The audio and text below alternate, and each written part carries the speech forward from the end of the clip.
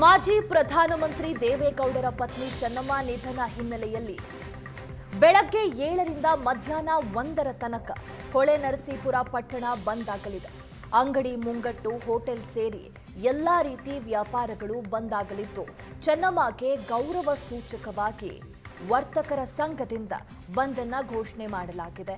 450ಕ್ಕೂ ಹೆಚ್ಚು ಅಂಗಡಿ ಮುಂಗಟ್ಟುಗಳು ಸಂಪೂರ್ಣವಾಗಿ ಬಂದ್ ಆಗಿರಲಿವೆ.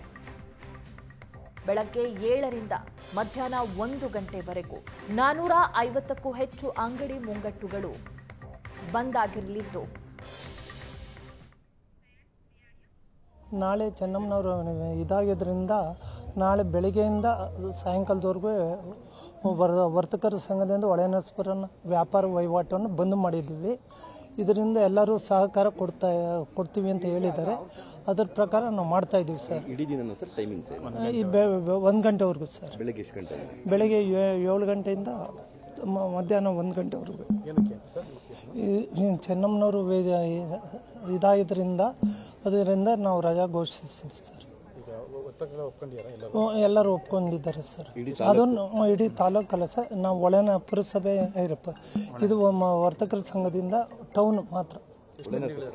ಎಷ್ಟು ಒಂದು 450 ಶಾಪ್ಗಳಿದೆ ಸರ್. ಹೋಟೆಲ್ ಉದ್ಯಮ ಎಲ್ಲದೂ ಬಂದು ಸರ್.